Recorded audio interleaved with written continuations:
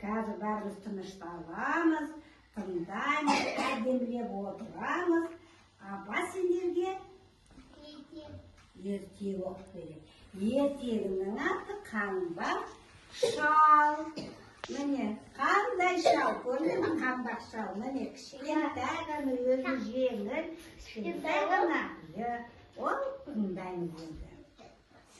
Тынышталайық, тынышталайық. Әдемі отырамыз. Мен тыңдаймын. Бұрында қаңбақ шал деген шал болыпты.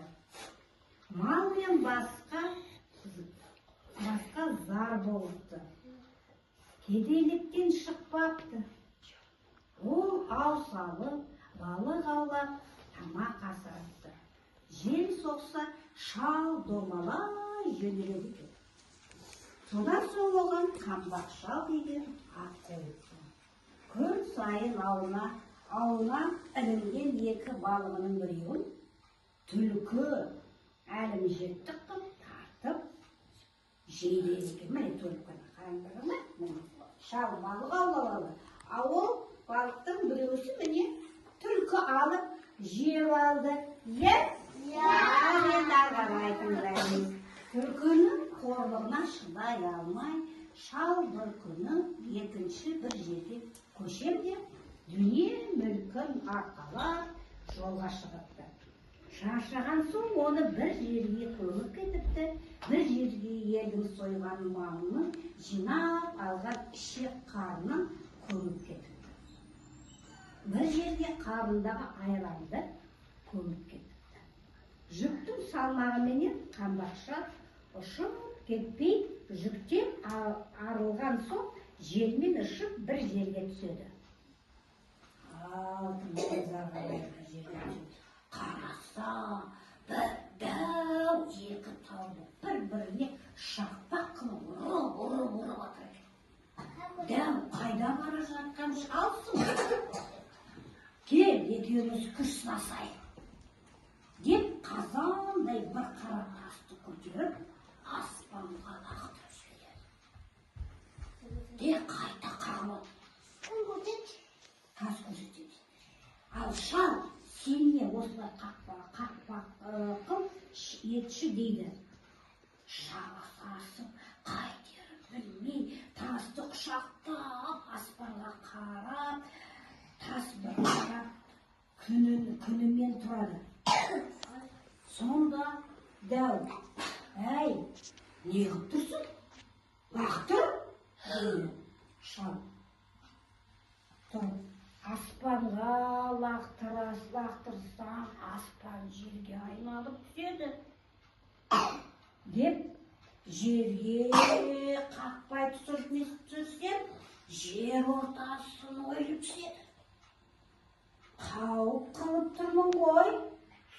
Сонда дәу келіп, шалдың қолынан ұстай алады да, ақсақал, лақтырмай-ақ қойшы, қырылып кетеміз, деп жылайды. Дәудің ақылы таяздығын біліп, шал ерленіп дәуге, кел, жердің ішек қарнын шығарайық дейді. Міне, дәуді көрдіңдер ме? Дәу тасты алып, әрі де оны лақтырып, бері де оны лақтырып отыр. Көрді ме шал? Лақтырып отыр. Дәу, енді ағай не істер екен? Білеміз ба? Оқиын ба сендер ағай? Ал енді тағы тыңдаймыз. Дәу жүгіріп келіп, жерді теуіп қалады. Жер тізеден ойылады. Ештеңе шықпайды. Шал өзі көміп қойған, қаны жыны арылмаған, ішек қарын жатқан жерді жүгіріп барып теуіп қалса, ішек қарын шығады. Дәу қорқады. Сонда шал, кел енді, жердің миын шығарайық дейді. Дәу бар пәрменен келіп жерді теуіп қалады. Міне қарындақша жерді тепкенде жаңағы көміп қойған ішектері міне шығып парша-паршасы шығып жатқанын көреді. Дәу соны көрді ме, көзі қандай аларып кетті, қорқып кетті. Ойбай, жердің шыққары шығып кетті. Ал енді ағарай жер тағы да тізеден ойлады, ештеңе шықпайды. Шал айғаным көміп кеткен жерді жүгіріп барып теуіп қалса, бұрқ етіп айран шығарады. Дәу адам беттер қорқады. Мына шал не деген орасан күшті деп шалдың айтқанын істейді. Ақыры шал адамның қалай құтыларын білмейді. Енді қайт, ертең біздікіне қонаққа кел деп, дәуді үйіне қонаққа шақырады. Көрдіңдер ме? Қонаққа шақырады. Қызық әлі алдыда. Сөйтіп дәулет қонаққа келеді шал үйіне, келеді дағы кемпіріне айтады.